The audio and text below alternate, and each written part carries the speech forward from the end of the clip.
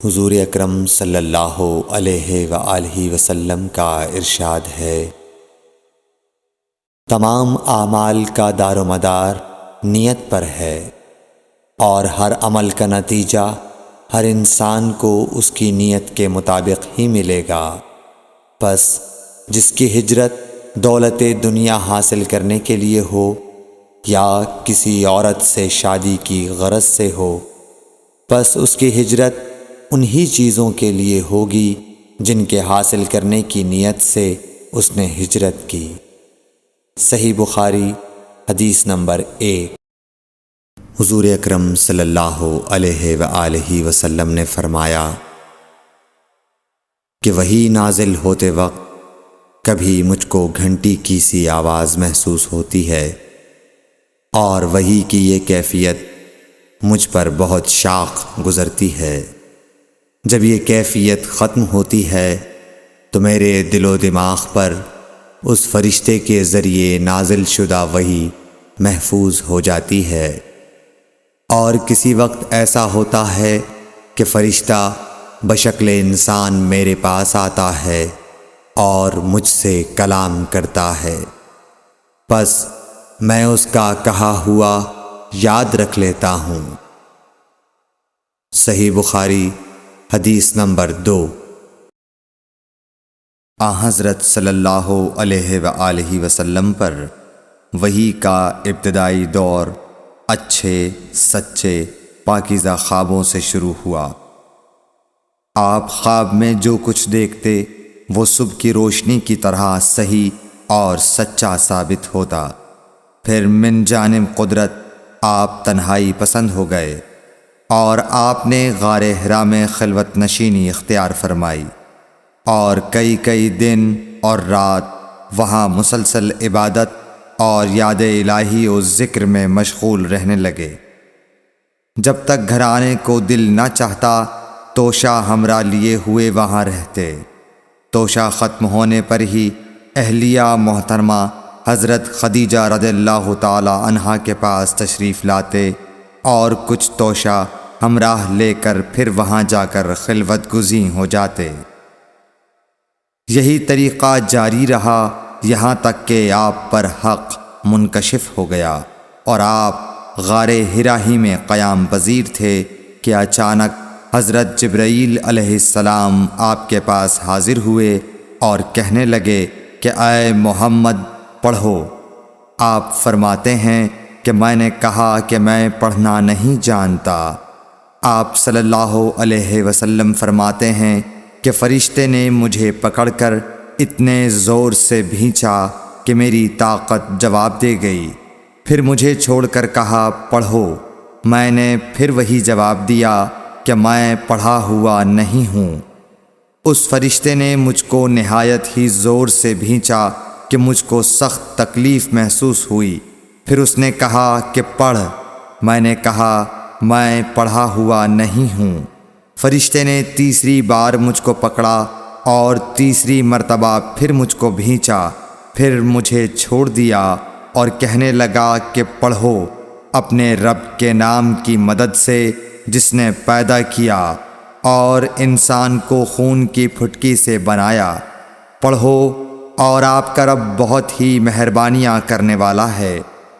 پس یہی آیتیں آپ حضرت جبرائیل علیہ السلام سے سن کر اس حال میں غار حرا سے واپس ہوئے کہ آپ کا دل اس انوکھے واقعے سے کانپ رہا تھا۔ آپ حضرت خدیجہ کے ہاں تشریف لائے اور فرمایا کہ مجھے کمبل اوڑھا دو، مجھے کمبل اوڑھا دو۔ لوگوں نے آپ کو کمبل اوڑھا دیا۔ جب آپ کا ڈر جاتا رہا تو آپ نے اپنی زوجہ محترمہ حضرت خدیجہ رضی اللہ تعالی عنہا کو تفصیل کے ساتھ یہ واقعہ سنایا، اور فرمانے لگے کہ مجھ کو اب اپنی جان کا خوف ہو گیا ہے۔ آپ کی اہلیہ محترمہ حضرت خدیجہ رضی اللہ تعالی عنہا نے آپ کی ڈھارس بندھائی اور کہا کہ آپ کا خیال صحیح نہیں ہے۔ اللہ کی قسم آپ کو اللہ کبھی رسوا نہیں کرے گا۔ آپ تو اخلاق فاضلہ کے مالک ہیں، آپ تو کنبہ پرور ہیں، بے کسوں کا بوجھ اپنے سر پر رکھتے ہیں، مفلسوں کے لیے آپ کماتے ہیں، مہمان نوازی میں آپ بے مثال ہیں، اور مشکل وقت میں آپ امر حق کا ساتھ دیتے ہیں۔ ایسے اوصاف حسنہ والا انسان یوں بے وقت ذلت و خواری کی موت نہیں پا سکتا۔ پھر مزید تسلی کے لیے حضرت خدیجہ رضی اللہ تعالی عنہا آپ کو ورقہ بن نوفل کے پاس لے گئیں، جو ان کے چچا زاد بھائی تھے اور زمانہ جاہلیت میں نصرانی مذہب اختیار کر چکے تھے اور عبرانی زبان کے کاتب تھے۔ چنانچہ انجیل کو بھی حسب منشائے خداوندی عبرانی زبان میں لکھا کرتے تھے۔ انجیل سریانی زبان میں نازل ہوئی تھی، پھر اس کا ترجمہ عبرانی زبان میں ہوا۔ ورقہ اسی کو لکھتے تھے۔ وہ بہت بوڑھے ہو گئے تھے، یہاں تک کہ ان کی بینائی بھی رخصت ہو چکی تھی۔ حضرت خدیجہ رضی اللہ تعالی عنہا نے ان کے سامنے آپ کے حالات بیان کیے اور کہا کہ اے چچا زاد بھائی، اپنے بھتیجے محمد صلی اللہ علیہ وسلم کی زبانی ذرا ان کی کیفیت سن لیجئے۔ وہ بولے کہ بھتیجے، آپ نے جو کچھ دیکھا ہے اس کی تفصیل سناؤ۔ چنانچہ آپ صلی اللہ علیہ وآلہ وسلم نے از اول تا آخر پورا واقعہ سنایا، جسے سن کر ورقہ بے اختیار ہو کر بول اٹھے کہ یہ تو وہی ناموس معزز رازدان فرشتہ ہے جسے اللہ نے حضرت موسیٰ علیہ السلام پر وحی دے کر بھیجا تھا۔ کاش میں آپ کے اس عہد نبوت کے شروع ہونے پر جوان عمر ہوتا، کاش میں اس وقت تک زندہ رہتا جب کہ آپ کی قوم آپ کو اس شہر سے نکال دے گی۔ رسول کریم صلی اللہ علیہ وآلہ وسلم نے یہ سن کر تعجب سے پوچھا کہ کیا وہ لوگ مجھ کو نکال دیں گے، حالانکہ میں تو ان میں صادق و امین و مقبول ہوں۔ ورقہ بولا، ہاں یہ سب کچھ سچ ہے، مگر جو شخص بھی آپ کی طرح امر حق لے کر آیا لوگ اس کے دشمن ہی ہو گئے ہیں۔ اگر مجھے آپ کی نبوت کا وہ زمانہ مل جائے تو میں آپ کی پوری مدد کروں گا۔ مگر ورقہ کچھ دنوں کے بعد انتقال کر گئے، پھر کچھ عرصے تک وحی کی آمد موقوف رہی۔ صحیح بخاری حدیث نمبر 3۔ حضور اکرم صلی اللہ علیہ وآلہ وسلم نے وحی کے رک جانے کے زمانے کے حالات بیان فرماتے ہوئے کہا کہ ایک روز میں چلا جا رہا تھا کہ اچانک میں نے آسمان کی طرف ایک آواز سنی اور میں نے اپنا سر آسمان کی طرف اٹھایا۔ کیا دیکھتا ہوں کہ وہی فرشتہ جو میرے پاس غار حرا میں آیا تھا وہ آسمان و زمین کے بیچ میں ایک کرسی پر بیٹھا ہوا ہے۔ میں اس سے ڈر گیا اور گھر آنے پر میں نے پھر کمبل اوڑھنے کی خواہش ظاہر کی۔ اس وقت اللہ پاک کی طرف سے یہ آیات نازل ہوئیں، اے لحاف اوڑھ کر لیٹنے والے، اٹھ کھڑا ہو اور لوگوں کو عذاب الہی سے ڈرا، اور اپنے رب کی بڑائی بیان کر، اور اپنے کپڑوں کو پاک صاف رکھ اور گندگی سے دور رہ۔ اس کے بعد وہی تیزی کے ساتھ پے در پے آنے لگی۔ صحیح بخاری حدیث نمبر 4۔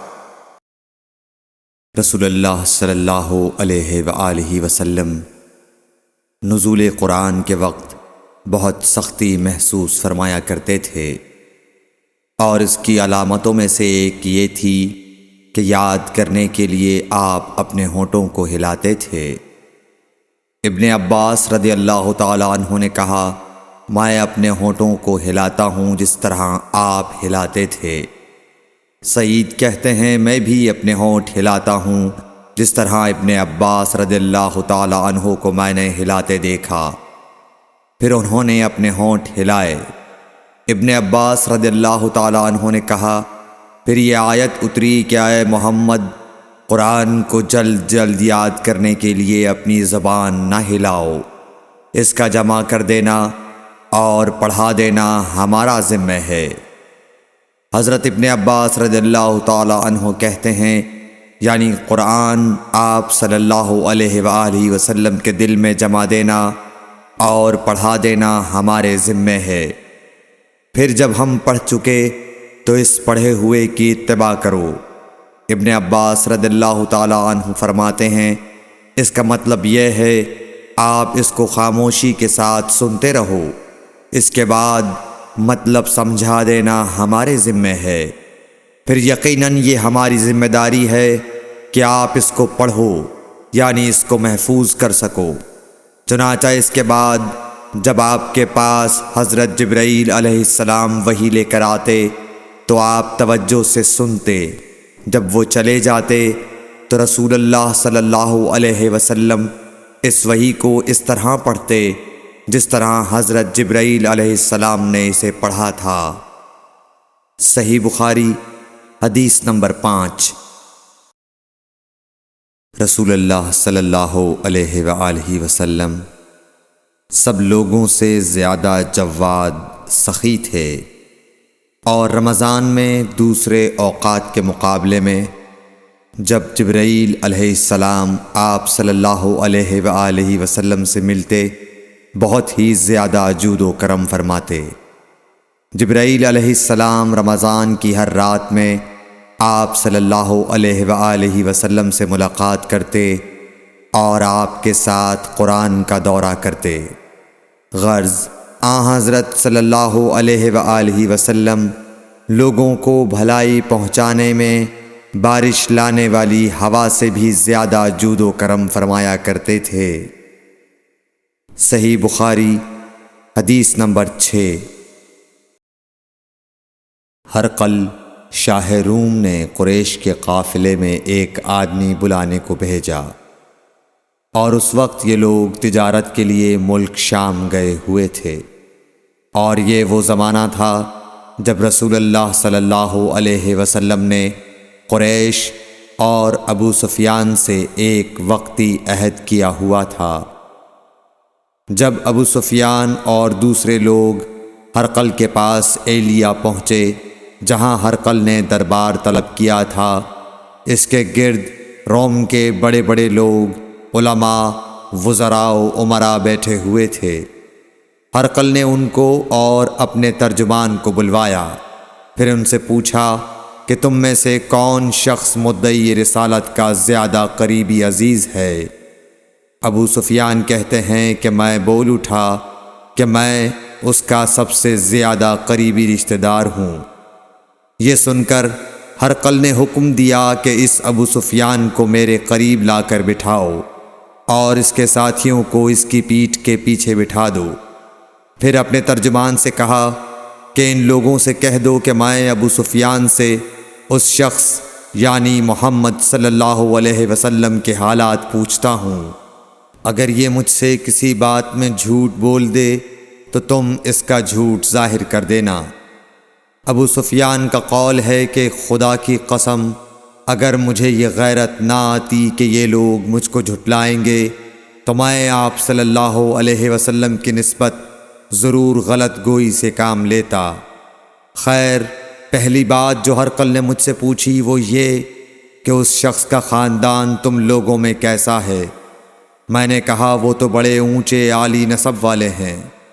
کہنے لگا اس سے پہلے بھی کسی نے تم لوگوں میں ایسی بات کہی تھی؟ میں نے کہا نہیں۔ کہنے لگا اچھا اس کے بڑوں میں کوئی بادشاہ ہوا ہے؟ میں نے کہا نہیں۔ پھر اس نے کہا بڑے لوگوں نے اس کی پیروی اختیار کی ہے یا کمزوروں نے؟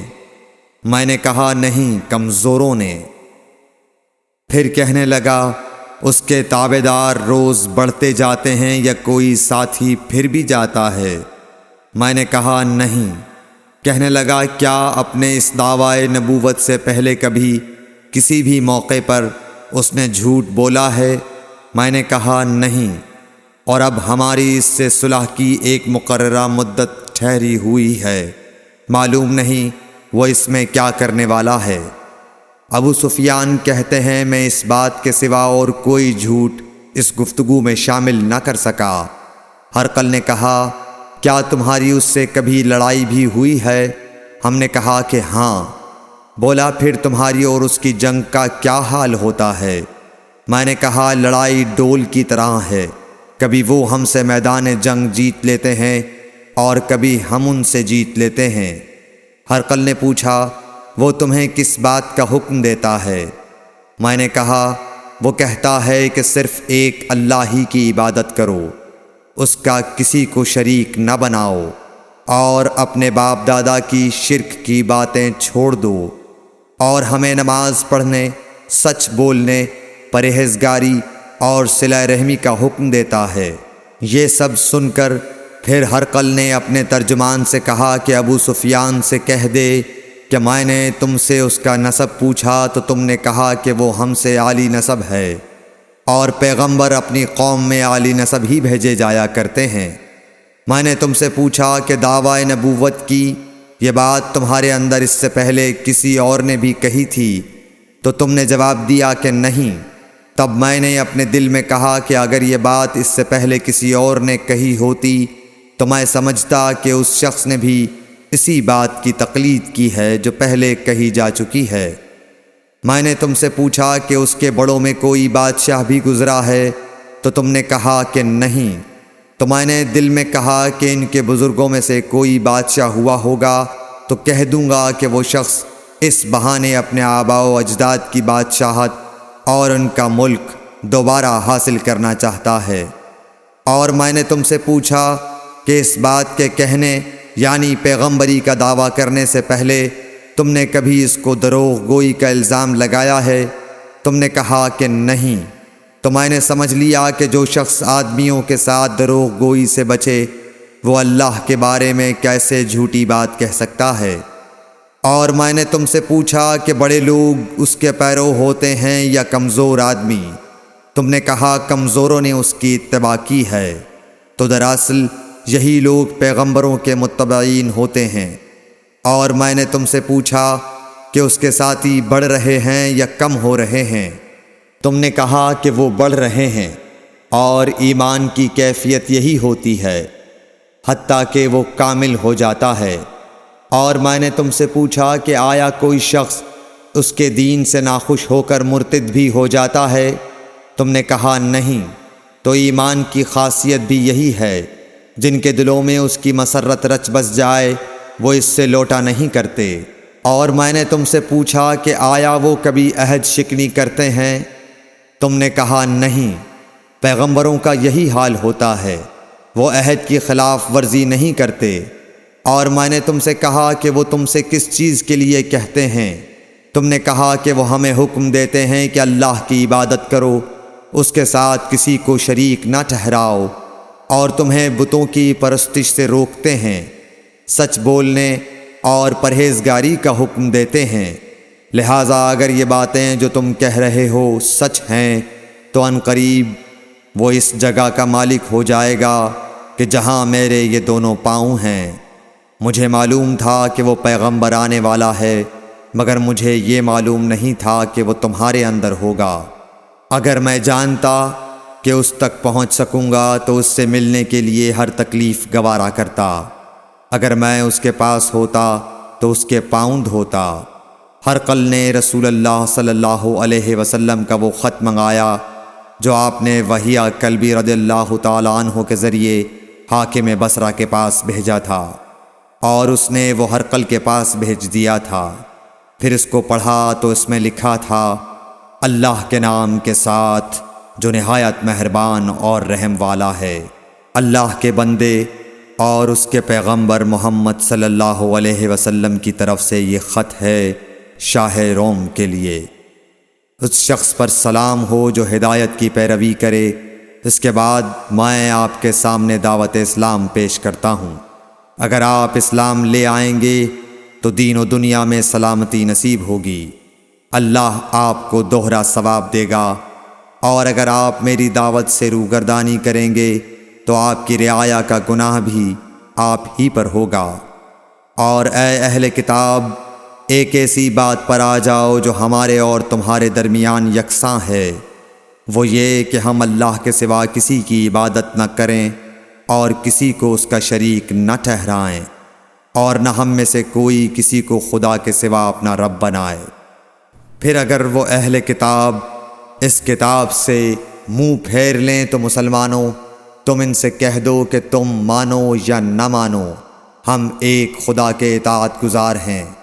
ابو سفیان کہتے ہیں جب ہرقل نے جو کچھ کہنا تھا کہہ دیا اور خط پڑھ کر فارغ ہوا تو اس کے ارد گرد بہت شور و غوغا ہوا، بہت سی آوازیں اٹھیں اور ہمیں باہر نکال دیا گیا۔ تب میں نے اپنے ساتھیوں سے کہا کہ ابو کبشہ کے بیٹے حضرت صلی اللہ علیہ وسلم کا معاملہ تو بہت بڑھ گیا، دیکھو تو اس سے بنی اصفر روم کا بادشاہ بھی ڈرتا ہے۔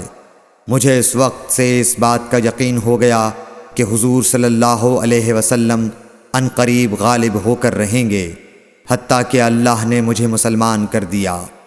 راوی کا بیان ہے کہ ابن ناطور ایلیا کا حاکم ہرقل کا مصاحب اور شام کے نصارہ کا لاٹ پادری بیان کرتا تھا کہ ہرقل جب ایلیا آیا ایک دن صبح کو پریشان اٹھا تو اس کے درباریوں نے دریافت کیا کہ آج ہم آپ کی حالت بدلی ہوئی پاتے ہیں، کیا وجہ ہے؟ ابن ناطور کا بیان ہے کہ ہرقل نجومی تھا، علم نجوم میں وہ پوری مہارت رکھتا تھا۔ اس نے اپنے ہم نشینوں کو بتایا کہ میں نے آج رات ستاروں پر نظر ڈالی تو دیکھا کہ ختنہ کرنے والوں کا بادشاہ ہمارے ملک پر غالب آ گیا ہے۔ بھلا اس زمانے میں کون لوگ ختنہ کرتے ہیں؟ انہوں نے کہا کہ یہود کے سوا کوئی ختنہ نہیں کرتا، سو ان کی وجہ سے پریشان نہ ہوں۔ سلطنت کے تمام شہروں میں یہ حکم لکھ بھیجیے کہ وہاں جتنے یہودی ہوں سب قتل کر دیے جائیں۔ وہ لوگ انہی باتوں میں مشغول تھے کہ ہرقل کے پاس ایک آدمی لایا گیا جسے شاہ غسان نے بھیجا تھا۔ اس نے رسول اللہ صلی اللہ علیہ وسلم کے حالات بیان کیے۔ جب ہرقل نے سارے حالات سن لیے تو کہا کہ جا کر دیکھو وہ ختنہ کیے ہوئے ہے یا نہیں۔ انہوں نے اسے دیکھا تو بتلایا کہ وہ ختنہ کیا ہوا ہے۔ ہرقل نے جب اس شخص سے عرب کے بارے میں پوچھا تو اس نے بتلایا کہ وہ ختنہ کرتے ہیں۔ تب ہرقل نے کہا کہ یہی محمد صلی اللہ علیہ وسلم اس امت کے بادشاہ ہیں جو پیدا ہو چکے ہیں۔ پھر اس نے اپنے ایک دوست کو رومیہ خط لکھا اور وہ بھی علم نجوم میں ہرقل کی طرح ماہر تھا۔ پھر وہاں سے ہرقل حمص چلا گیا، ابھی حمص سے نکلا نہیں تھا کہ اس کے دوست کا خط اس کے جواب میں آ گیا۔ اس کی رائے بھی حضور صلی اللہ علیہ وسلم کے ظہور کے بارے میں ہرقل کے موافق تھی کہ محمد صلی اللہ علیہ وسلم واقعی پیغمبر ہیں۔ اس کے بعد ہرقل نے روم کے بڑے آدمیوں کو اپنے حمص کے محل میں طلب کیا اور اس کے حکم سے محل کے دروازے بند کر لیے گئے۔ پھر وہ اپنے خاص محل سے باہر آیا اور کہا، اے روم والو، کیا ہدایت اور کامیابی میں کچھ حصہ تمہارے لیے بھی ہے؟ اگر تم اپنی سلطنت کی بقا چاہتے ہو تو پھر اس نبی صلی اللہ علیہ وسلم کی بیعت کر لو اور مسلمان ہو جاؤ۔ یہ سننا تھا کہ پھر لوگ وحشی گدھوں کی طرح دروازوں کی طرف دوڑے، مگر انہیں بند پایا۔ آخر جب ہرقل نے اس بات سے ان کی یہ نفرت دیکھی اور ان کے ایمان لانے سے مایوس ہو گیا تو کہنے لگا کہ ان لوگوں کو میرے پاس لاؤ۔ جب وہ دوبارہ آئے تو اس نے کہا، میں نے جو بات کہی تھی اس سے تمہاری دینی پختگی کی آزمائش مقصود تھی، سو وہ میں نے دیکھ لی۔ تب یہ بات سن کر وہ سب کے سب اس کے سامنے سجدے میں گر پڑے اور اس سے خوش ہو گئے۔ بالآخر ہرقل کی آخری حالت یہی رہی۔ صحیح بخاری حدیث نمبر 7۔